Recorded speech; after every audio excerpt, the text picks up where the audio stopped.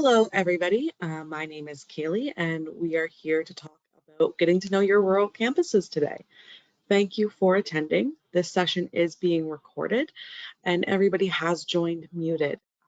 So if you do have questions, please use the question function. Before we begin, we would like to acknowledge that we are in Mi'kma'ki, which is the unceded and traditional territory of the Mi'kmaq people of Turtle Island, Canada. Our relationships is based on a series of peace and friendship treaties between the Mi'kmaq and the Crown dating back to 1725. In Nova Scotia, we recognize that we are all treaty people and we are impacted by the treaties to this day. When we come together like today, we are reminded to be guided by a spirit of welcome and stewardship and respect and connection to the land and its people. As I've mentioned, today we are you're in listen only mode, which means you will be muted for the entirety of the session.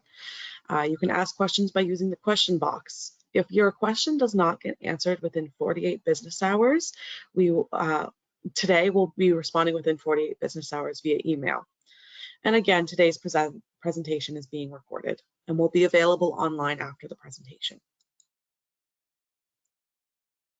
What will we be talking about today? So we're at the agenda overview portion of our presentation.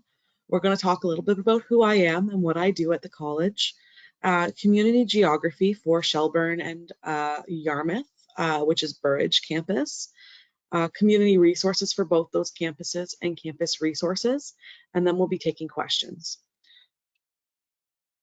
So you might be wondering, who is that person that is talking to me right now? My name is Kaylee Skinner. I am the Coordinator of Housing and Transition Supports for NSCC. In my role, I'm supposed to put together resources and information for students and provide you folks the tools that you need to help your transition to college and your housing search a little bit better. I use she, her pronouns, and I am a local from Nova Scotia.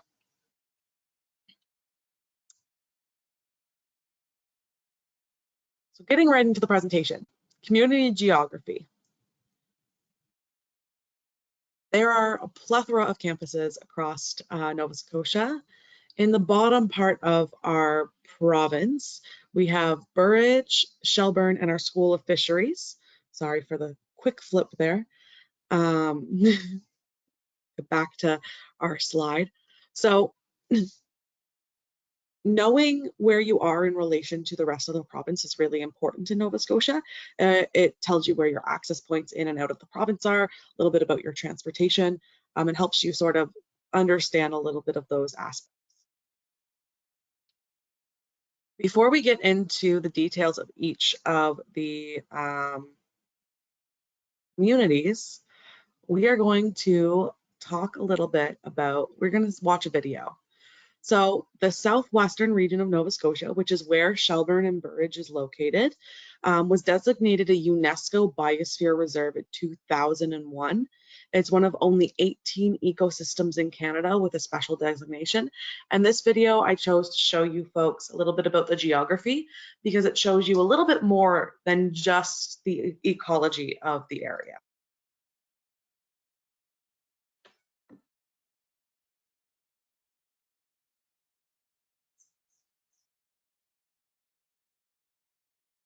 Really, I can hear the sound. I think the You can't? No, I can't.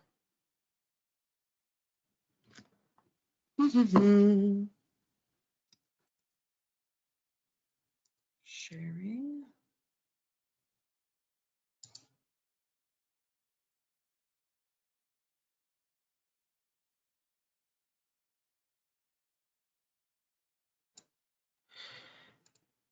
Are you able to hear it now?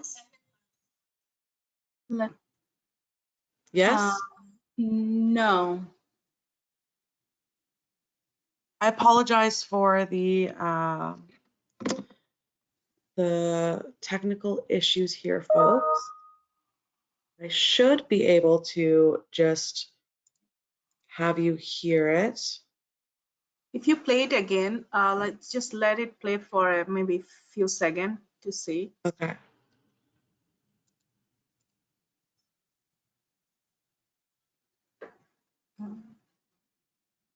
No, no. Okay. So we'll play it without sound so you can see the geography aspect of it. But I would recommend at the end of this presentation, when we send you the PDF, there will be a link here. You can copy that link. So we'll just watch it without sound, and my apologies for that.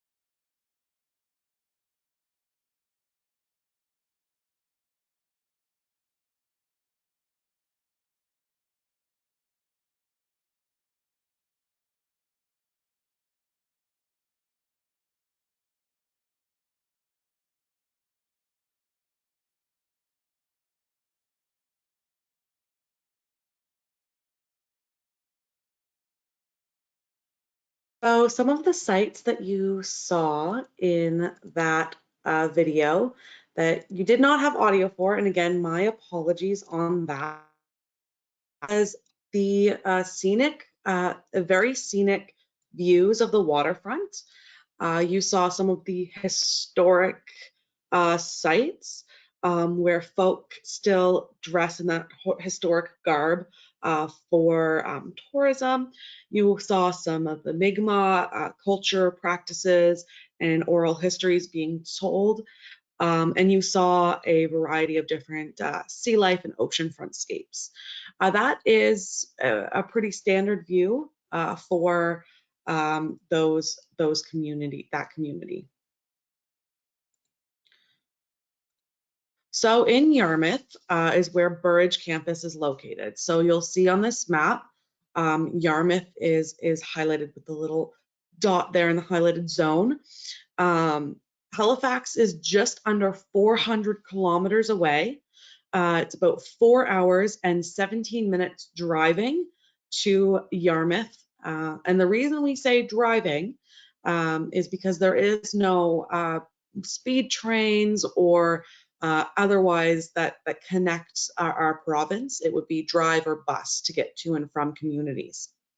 The population of Yarmouth is 7,000 people in the town proper, and it's a center for 70,000 people who live in the tri-counties of Yarmouth, Digby, and Shelburne. So on that map, you see Digby and Shelburne and those little regional zones. In that zone, 70,000 people live. Yarmouth hosts the world's largest fishing grounds just off the coast. And there is a Yarmouth transit within the town of Yarmouth. So there is a link there. You'll get this presentation. It is important to review anytime if transit is good for you. Note that this transit is only available within Yarmouth limits. So going outside, you would have to look at other bus services, which we can talk about after I finish the next slide there. So with Shelburne campus is in Shelburne municipality. It's located just under 300 kilometers from Halifax, which is 3 hours and 21-minute drive. And again, driving because there is no trains connecting the communities. It is busing or driving to get to and from communities in Nova Scotia. The town hosts around 4,000 people, with just under 14,000 in that highlighted region that you see. Fishing is a substantial part of the community. It's a part of the culture in Shelburne. And there is no public transit in Shelburne. However, there is Southwest Nova Transit Association, which may meet your needs, but you do have to look at the availability and where you're located, and to see if it really will fit with what your needs are. But plan for no public transit.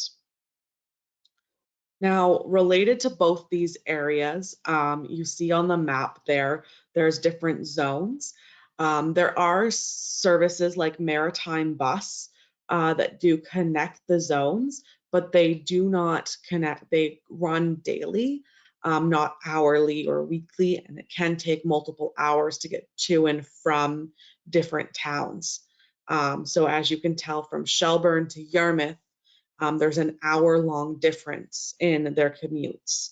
Yarmouth is 4 hours from Halifax, and Shelburne is 3 hours from Halifax. So our province is very sprawled. We're now going to talk about community resources. And just a reminder at this point that if you do have questions, feel free to put them in the question section, and I'll respond to every question at the end of this webinar. So there is a designated time for that. So we're going to talk about family resources first. The family resources for Yarmouth, there is a school system in Yarmouth. There's an English-based school system in Nova Scotia, and then there is a French-based school system. The French-based school system is Centre Scolaire Conseil Scolaire Acadien Provincial. Sorry, my brain started to go and tell you the local French school in my area. The link on this, the blue text for schools, it is hyperlinked to the Southwest School Board, which is where Yarmouth school districts are. If you do have a youth and you are needing to register them in school, you can contact the overarching school body, tell them where you're living, and they can direct you to which school. The school itself can help you with registration, but you can register online as well.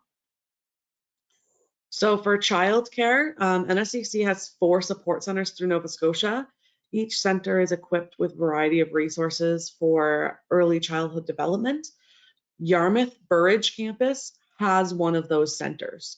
Childcare can be very difficult. We'll talk about that in a few slides. Very difficult to acquire. So please contact early if you're looking to get your youth into a childcare system. And finally, family resource networks. Family resource networks are across our province. They are an amazing resource for parents or guardians of youth. And so Yarmouth Parents Place is the informal family resource center that's acknowledged by the province and receives provincial funding to operate. So that would be a good resource for you if you are a parent. They offer a variety of different programs and opportunities to connect with community parents and supporters.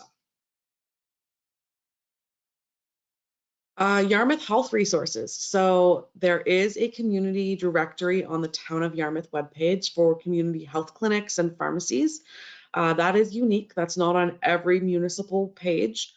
There is a hospital and public clinic in Yarmouth, so I do have a link to the Nova Scotia Health Authority. Not every community or town has a health clinic or a hospital. So it is important to use those resources to search for your own community's supports, and then what would fit best for you. And recreation. It's important when you're moving to a community that you know where to go to feel a sense of community and to be able to fuel your own passions.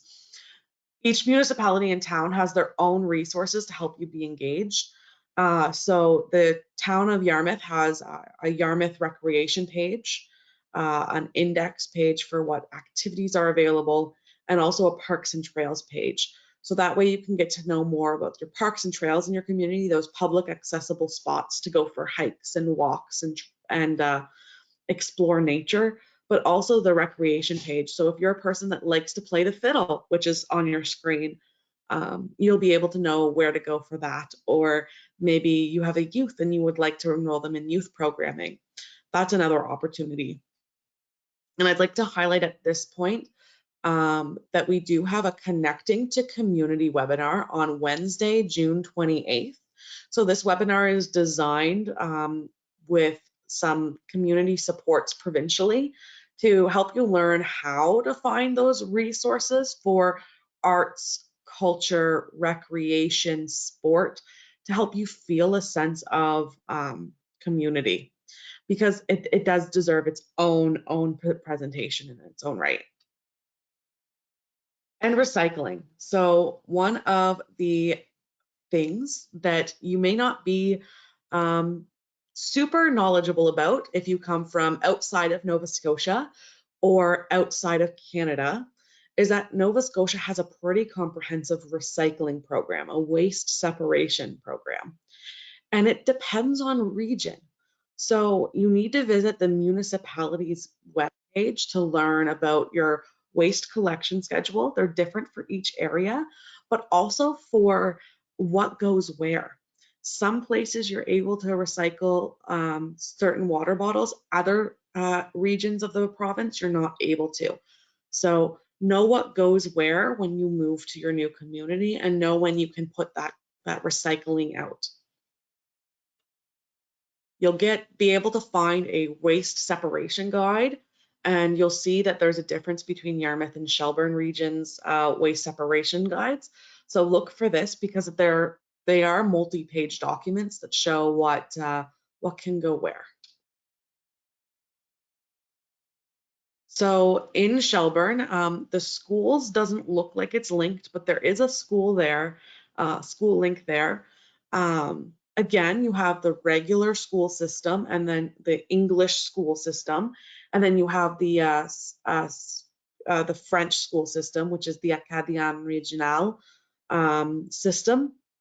So there are differences as well. If you go into a French-based school system, sometimes there's French immersion lines, but with the primary languages of Nova Scotia being Mi'kmaq, English, and French, most of your language classes will be English or French, with Mi'kmaq coming in. It just recently became Nova Scotia's first speaking language.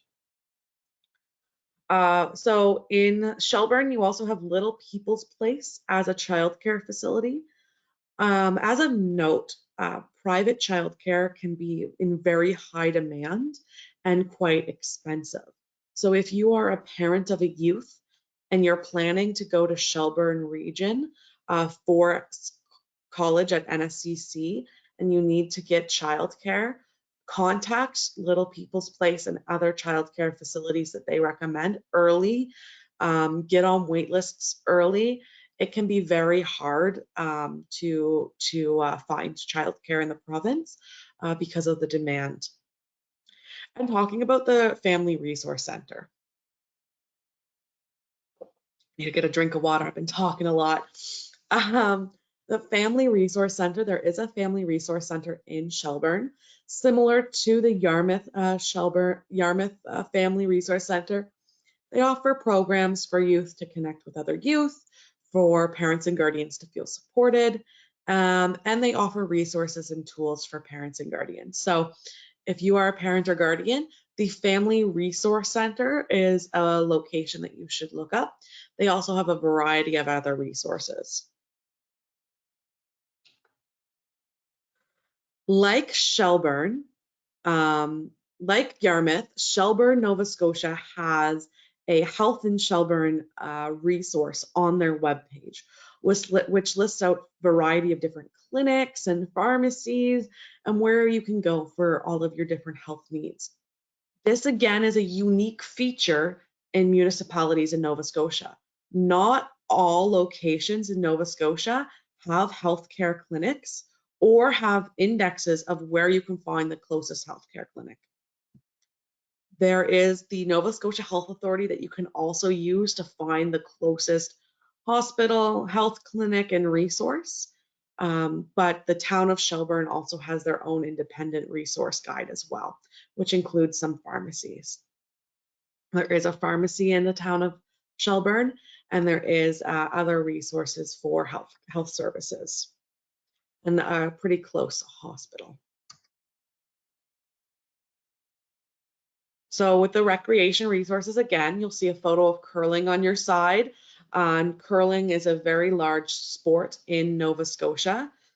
Each town and municipality has their own community resources. Town of Shelburne has a municipality of Shelburne has recreation, and then the town of Shelburne has resources. And then there's the Connector program in Nova Scotia, which you can also use to find resources. Engage with your community, call the recreation department, email the recreation department, say, I'm interested in this, where should I go? The municipal and town recreation departments have great staff that know the details of if there's judo, if there's soccer or football, if you're from a country that uses football as the term for soccer, or American football. Maybe you're interested in that sport. Maybe you're interested in arts or painting or photography or going for hikes. There are a variety of different clubs in each region, and the reason we say talk to your municipality, talk to your town, is that they know all of those resources really well and really intimately. So those are great places to start your search. And again, we have a Connecting to Community webinar on Wednesday, June 28th at 6 p.m. Atlantic Standard Time. And in this webinar, we're going to be working with folks from Recreation Nova Scotia and other orgs to describe how to get involved with your community and how to really connect into the community culture. And this is another, you can see the difference between this recycling guide and the recycling guide we saw in Yarmouth. So recycling in Nova Scotia depends on your region. Again, visit your waste services website. You'll see different guides like this. Sometimes they offer guides in different languages. You mostly see French and English as the main languages, but some communities will see other large language speaking populations and adjust their guides to help those folks.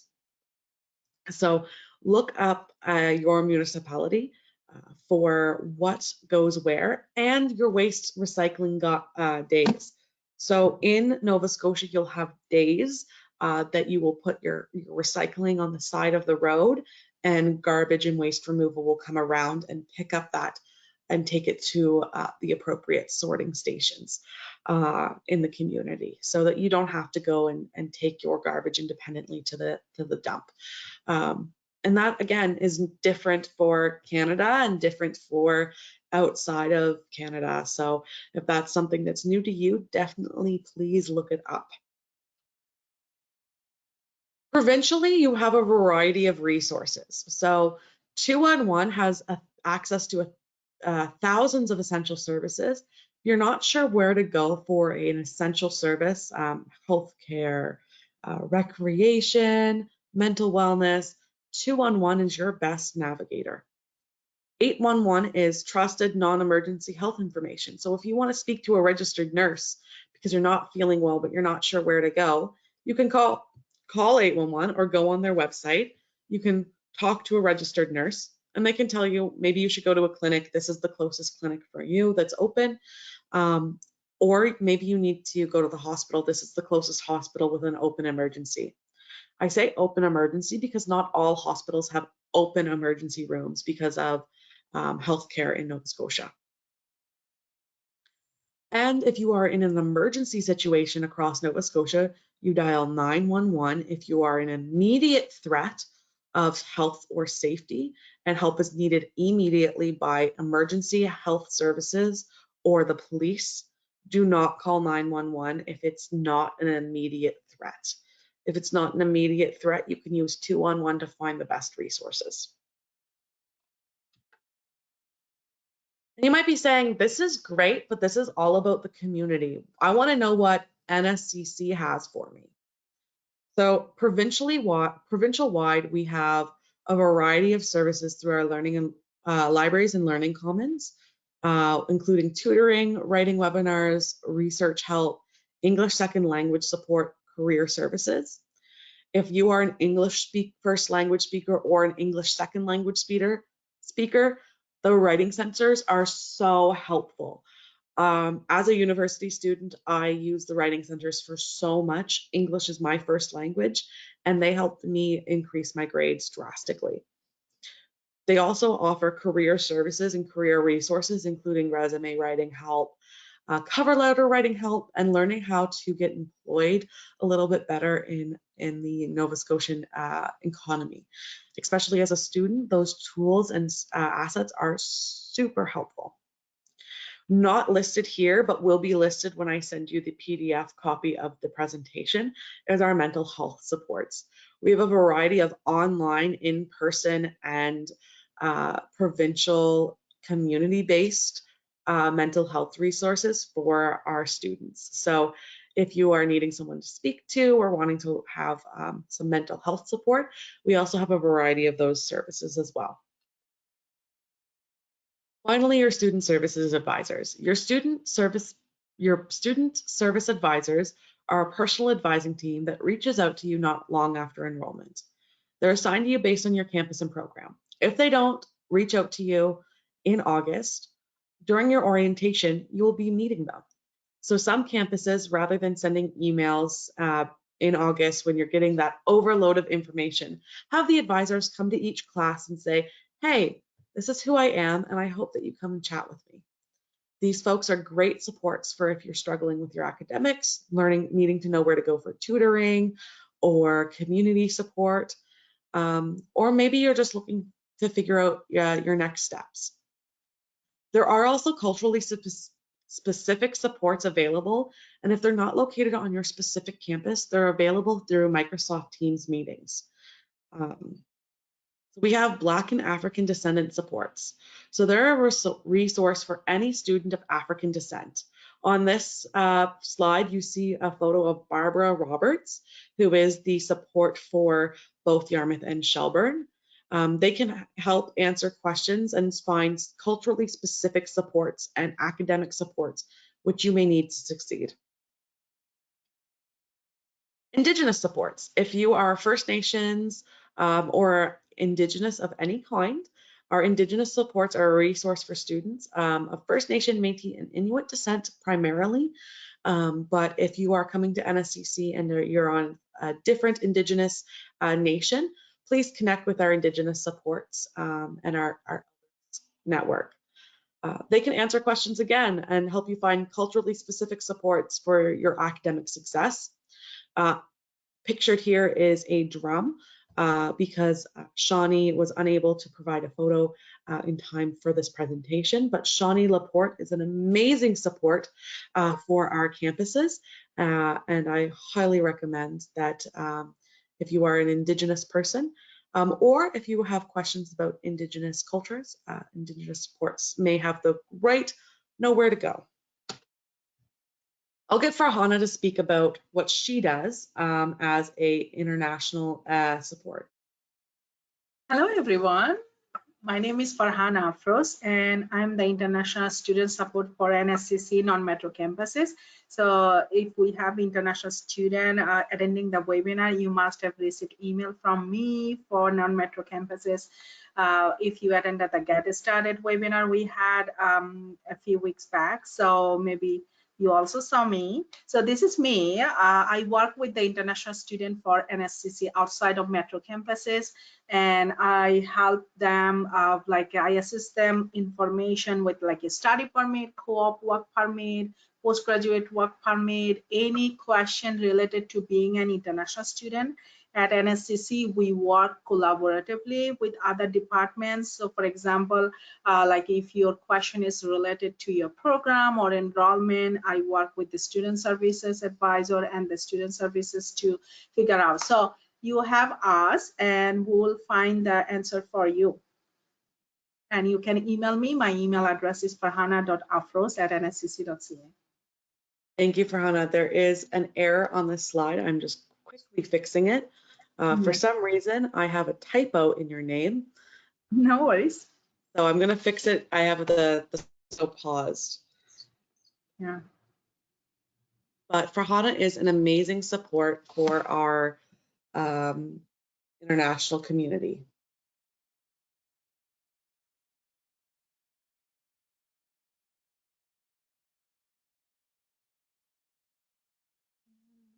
Of course, it wants to. There we go. Okay. Yep. That's perfect. Yep. We also have accessibility supports on our campus. So if you are a person who has had extra time in high school to write tests, you have a disability, whether it's a diagnosed physical, mental health, chronic, or learning challenge, and need access to academic accommodations to remove or minimize barriers, that is who you would speak with. It's important to give them that documentation early. So email accessibility at accessibility.burridge@nscc.ca if you go to Yarmouth, or accessibility.shelburne@nscc.ca if you go to Shelburne. Please include your name and inquire about what they need from you to help you get the supports you need for your accessibility on campus.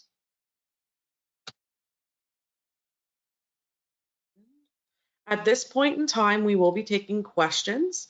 So if you have questions about your rural campuses or rural supports, please use the question box. We will not be unmuting present attendees at this time. So we have a question for Hannah. It says, is there public transportation available from Kentville to Yarmouth? I'll take this question, and then you can fill in if I miss anything. There is maritime bus to get to and from different towns, but if that question's about living in Kentville and going to school in Yarmouth, that would not be a sustainable plan. Maritime bus is more of a tool to get between communities for trips. So if you're planning to go to Halifax for the weekend, you would book a ticket on Maritime Bus, and it would be more of a whole day event to get to where you need to go, because it will be making stops at other communities along the way. There is no public transit between communities other than Maritime Bus in Nova Scotia. So if you're looking to travel between Shelburne and Yarmouth, you would have to look at a cab, Maritime Bus, but there's no train or any other form of public transportation. Yarmouth does have public transportation in town limits, and it is limited. So in our rural communities, we don't often see public transportation. And in our rural communities, if we do have public transportation, it's usually a very set, very rigid route with not a lot of sub routes or extra stops. Farhana, do you have anything to add about that? No, no, it's all great. You already provided the information. I just would like to add one point. Most of the times, if your program is even it's blended or in person, you are required to attend the classes maybe for 5 days in a week, maybe 8:30 to 3:30 or 4, depending on the lab if you have. So like it's not a practical solution or feasible even during the winter term. Winter, when it's winter, like it's not like a daily commute from one community to another community is not a feasible option. So we encourage a student to stay in the town where the campus is. And if you don't have a driving license, that's another part of discussion. Yeah. The next question is, how can I check class schedules and courses related to my campus? So your class schedule will be posted on your NSCC account in mid-August. So check your NSCC account in mid-August and you will see your class schedule there. Perfect. How can we get to Halifax Airport to Yarmouth? Does the school make any arrangements to make it easier? Rana, do you want to touch on this first so I can text respond and then I'll follow up? Yeah. Sorry, Kelly, did you ask me to respond to that? Yeah. So we don't have a school arrangement, like a transportation arrangement for students to bring students from the airport to the community. So, but we do provide resources, how to get a cab or what are the shuttle services you can take to reach to the community. We do also work with the Edunova. They may have a airport welcome desk where when you land in Halifax, there will be people who will assist you to find information. So yeah, but we do not have any services related to transporting student from the Halifax to the community. Yes, so just to build off of that, the airport welcome desk is a good option if you're looking to plan ahead of time. Depending on when you arrive, you may also need to plan for a hotel for the night. If you arrive in the evening or past really 7 p.m., there may be a lot more limited options to get to campus. Again, it's a 4-hour drive. A lot of the transportation that goes to Yarmouth leaves quite early in the morning and doesn't leave past dinner time, which because of transportation and the length of time it takes. So be prepared to look at use iSent. Our iSent app is great. If you're an international student, iSent is also mandatory. We'll talk about that in a second because now I'm talking about it.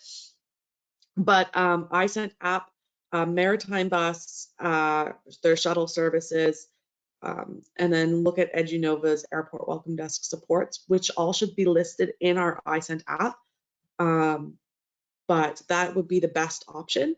And again, know if you're taking Maritime Bus or taking a shuttle to campus or a cab, you might not be able to get it if you arrive in the evening or arrive overnight. You may have to stay until the morning. So make sure you plan for a hotel. If there's any more questions, be sure you'll use the question tab. While I have a moment between questions, I'll just talk about our iSent app. Our iSent app is an amazing resource for students. You can go through, and it is sectioned by arrival, by housing. It is mandatory for our international students. If you are an international student, it is mandatory to have. You should be uploading your study permit as soon as possible. If you have a statement of introduction, upload your statement of introduction. That will qualify. You'll be able to hear back from somebody through the iSent app on if your study permit is approved or if you need to take further action. So if you are in a program that does co-op and needs you to have a work permit on your arrival, they will notify you that as